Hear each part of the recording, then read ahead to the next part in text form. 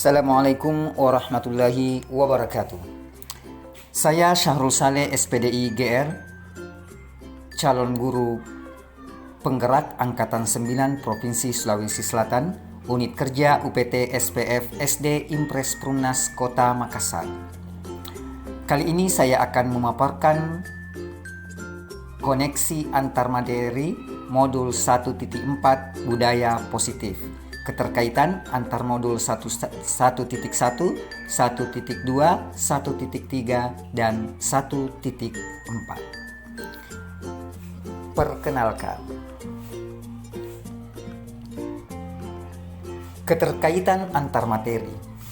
Modul 1.1 Filosofi Pemikiran Ki Hajar Dewantara, kemudian modul 1.2 Nilai dan Peran Guru Penggerak, kemudian modul 1.3 Visi Guru Penggerak, kemudian modul 1.4 Budaya Positif.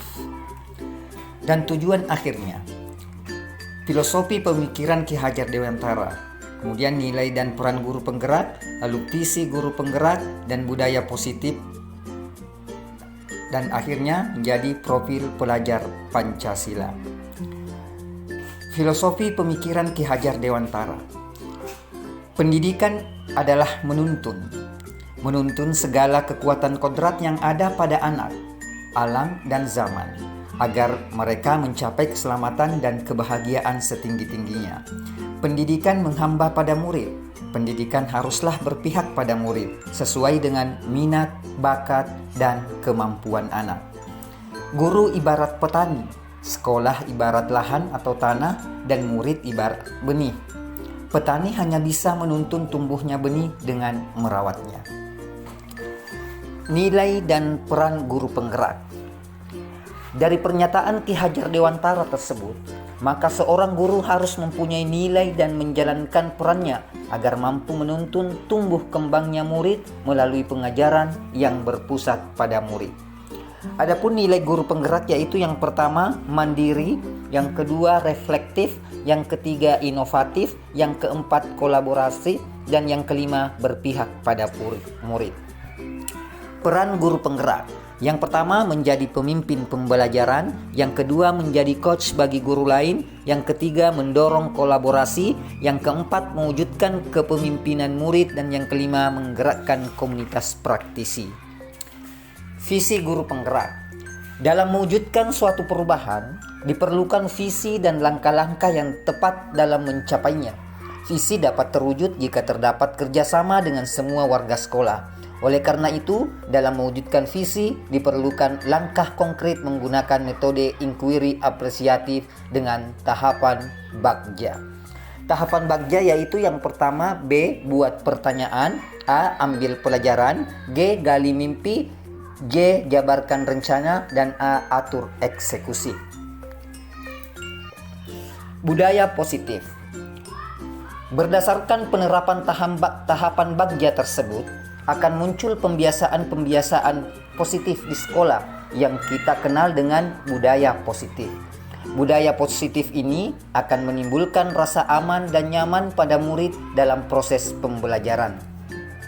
Budaya positif juga dapat mendorong murid untuk mampu berpikir, bertindak, dan mencipta sebagai proses memerdekakan dirinya sehingga murid lebih mandiri dan tanggung jawab. Refleksi pertanyaan. Pemahaman atas keseluruhan materi modul budaya positif. Pertanyaan pertama. Sejauh mana pemahaman Anda tentang konsep-konsep inti yang telah Anda pelajari di modul ini, yaitu disiplin positif, teori kontrol, teori motivasi, hukuman dan penghargaan, posisi kontrol guru, kebutuhan dasar manusia, keyakinan kelas, dan segitiga restitusi. Disiplin positif. Disiplin positif merupakan pendekatan mendidik anak untuk melakukan kontrol diri dan pembentukan kepercayaan diri. Kemudian teori kontrol menyatakan bahwa semua perilaku memiliki tujuan, bahkan perilaku yang tidak sesuai. Psikiater dan pendidik Dr. William Glasser dalam contoh teori yang kontrol teori yang kemudian hari berkembang dengan dan dinamakan choice theory, meluruskan beberapa miskonsepsi tentang makna kontrol, yaitu yang pertama, ilusi guru mengontrol murid. Pada dasarnya kita tidak dapat memaksa murid untuk berbuat sesuatu jikalau murid tersebut memilih untuk tidak melakukannya. Kemudian yang kedua, ilusi bahwa semua penguatan positif efektif dan bermanfaat. Penguatan positif atau bujukan adalah bentuk-bentuk kontrol. Segala usaha untuk mempengaruhi murid agar mengulangi suatu perilaku tertentu adalah suatu usaha untuk mengontrol murid tersebut. Kemudian yang ketiga, ilusi bahwa kritik dan membuat orang merasa bersalah dapat menguatkan karakter. Menggunakan kritik dan rasa bersalah untuk mengontrol murid menuju pada identitas gagal. Mereka belajar untuk merasa buruk tentang diri mereka. Kemudian yang keempat, ilusi bahwa orang dewasa memiliki hak untuk memaksa. Banyak orang dewasa yang percaya bahwa mereka memiliki tanggung jawab untuk membuat murid-murid berbuat hal-hal tertentu. Adapun teori motivasi, menurut Diane Gossen dalam bukunya Restriction School Discipline menyatakan ada 3 motivasi perilaku manusia. Yang pertama, untuk menghindari ketidaknyamanan atau hukuman. Yang kedua, untuk mendapatkan imbalan atau penghargaan dari orang lain. Dan yang ketiga, untuk mencapai orang yang mereka inginkan dan menghargai diri sendiri dengan nilai-nilai yang mereka percaya. Hukuman dan penghargaan. Alfie Kohn, Punished by Reward, tahun 1993, wawancara ICD Annual Conference Maret 1995, mengemukakan baik penghargaan maupun hukuman adalah cara-cara mengontrol perilaku seseorang yang menghancurkan potensi untuk pembelajaran yang sesungguhnya. Menurut Kohn, secara ideal tindakan belajar itu sendiri adalah penghargaan sesungguhnya. Kohn selanjutnya juga mengemukakan beberapa pernyataan dari hasil pengamatannya selama ini tentang tindakan memberikan penghargaan yang nilainya sama dengan menghukum seseorang. Kemudian ada 5 posisi kontrol, yaitu penghukum. Seseorang penghukum bisa menggunakan hukuman fisik maupun verbal. Orang-orang yang menjalankan posisi penghukum senantiasa mengatakan bahwa sekolah memerlukan sistem atau alat yang dapat lebih menekan murid-murid lebih dalam lagi. Yang kedua, pembuat merasa bersalah. Pada posisi ini, biasanya guru akan bersuara lebih lembut. Pembuat rasa bersalah akan menggunakan keheningan yang membuat orang lain merasa tidak nyaman, bersalah, atau rendah diri. Kemudian, posisi kontrol teman. Guru pada posisi ini tidak akan menyakiti murid, namun akan tetap berupaya mengontrol murid melalui persuasi. Posisi teman pada guru bisa negatif ataupun positif. Selanjutnya, pemantau. Memantau berarti mengawasi. Pada saat kita mengawasi, kita bertanggung jawab atas perilaku orang-orang yang kita awasi. Posisi pemantau berdasarkan pada peraturan-peraturan dan konsekuensi. Dengan menggunakan sanksi atau konsekuensi, kita dapat memisahkan hubungan pribadi kita dengan murid sebagai seseorang yang menjalankan posisi pemantau. Kemudian posisi kontrol yang kelima yaitu manajer. Posisi terakhir manajer adalah posisi di mana guru berbuat sesuatu bersama dengan murid, mempersilahkan murid mempertanggungjawabkan perilakunya, mendukung murid agar dapat menemukan solusi atas permasalahannya sendiri. Selanjutnya, kebutuhan dasar manusia. Ada 5 kebutuhan dasar manusia menurut Dr. William Glasser, yaitu yang pertama bertahan hidup, yang kedua kasih sayang dan rasa diterima, yang ketiga penguasaan, yang keempat kebebasan, dan yang kelima kesenangan. Kemudian nilai kebajikan dan keyakinan kelas. Nilai-nilai kebajikan adalah sifat-sifat positif manusia yang merupakan tujuan mulia yang ingin dicapai setiap individu. Seperti yang telah dikemukakan oleh Dr. William Glasser pada teori kontrol tahun 1984 menyatakan bahwa setiap perbuatan memiliki suatu tujuan. Dan selanjutnya, Diane Gossen tahun 1998 mengemukakan bahwa dengan mengaitkan nilai-nilai kebajikan yang diyakini seseorang, maka motivasi intrinsiknya akan terbangun sehingga menggerakkan motivasi dari dalam untuk dapat mencapai tujuan mulia yang diinginkan. Selanjutnya, segitiga restitusi. Ada 3 tahapan penerapan segitiga restitusi, yaitu yang pertama, menstabilkan identitas atau stabilize the identity. Bagian dasar dari segitiga bertujuan untuk mengubah identitas anak dari orang yang gagal karena melakukan kesalahan menjadi orang yang sukses.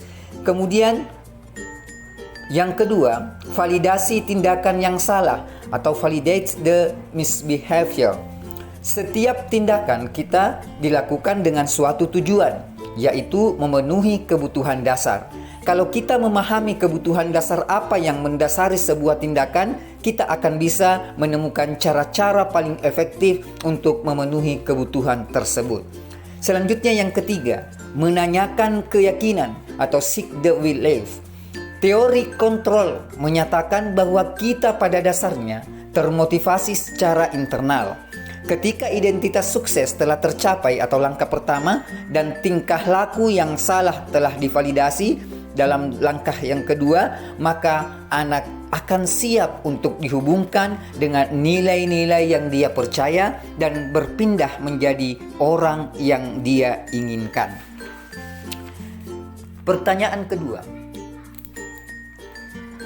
perubahan apa yang terjadi pada cara berpikir Anda dalam menciptakan budaya positif di kelas maupun sekolah Anda setelah mempelajari modul ini?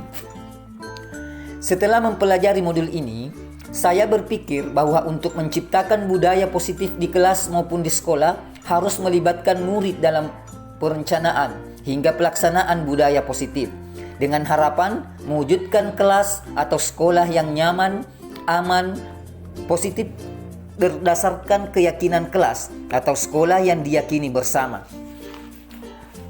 Perubahan lainnya, bahwa posisi kontrol saya selama ini sebagai penghukum, pembuat merasa bersalah, dan sebagai teman ternyata kurang tepat untuk mewujudkan kedisiplinan murid, sehingga saya perlu merubahnya menjadi posisi kontrol manajer dan menerapkan segitiga restitusi.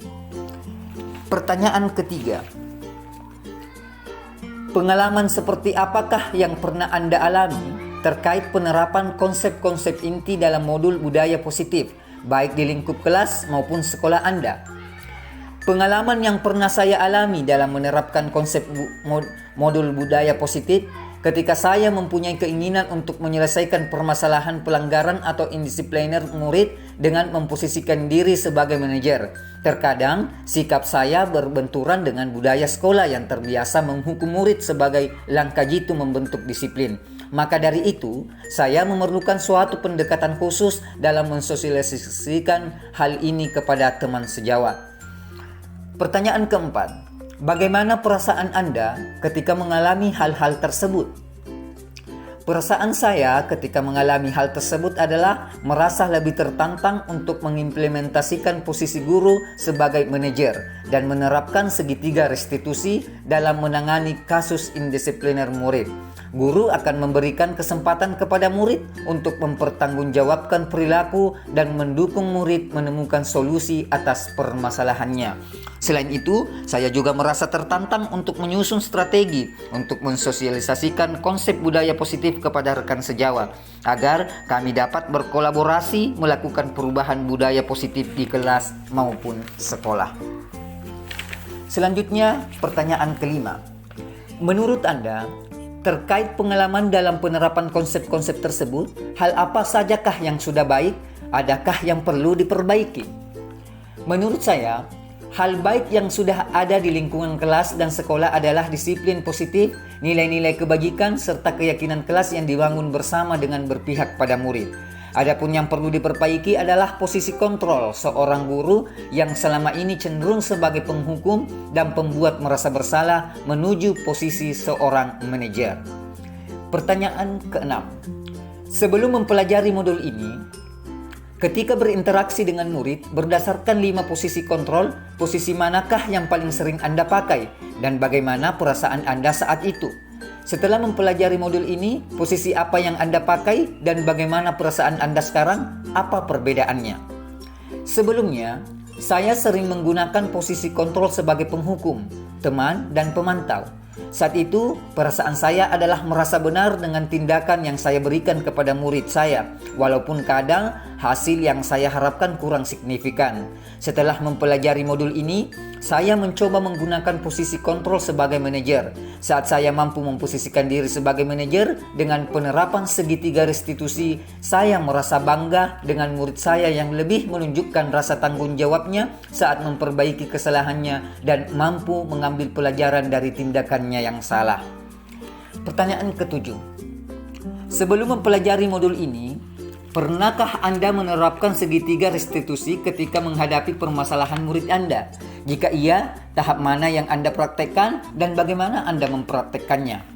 Sebelumnya, saya pernah secara tidak sadar menggunakan konsep segitiga restitusi, namun tahapan restitusinya tidak secara utuh. Tahapan yang pernah saya lakukan adalah menstabilkan identitas dan validasi tindakan yang salah. Saya belum sampai pada tahap menanyakan keyakinan, karena sebelumnya saya cenderung meminta murid melakukan perbaikan atas kesalahannya berdasarkan inisiatif dan cara saya sendiri, bukan pendapat atau inisiatif dan cara murid itu sendiri. Selanjutnya pertanyaan yang terakhir, selain konsep-konsep yang disampaikan dalam modul ini, adakah hal-hal lain yang menurut Anda penting untuk dipelajari dalam proses menciptakan budaya positif baik di lingkungan kelas maupun sekolah?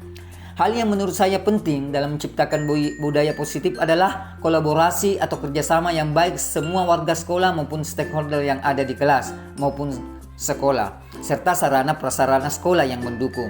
Kerjasama warga sekolah dalam mewujudkan sekolah yang nyaman, aman, dan mendukung proses pembelajaran yang menyenangkan. Sekian pemaparan saya. Terima kasih. Guru Bergerak Indonesia Maju. Assalamualaikum warahmatullahi wabarakatuh.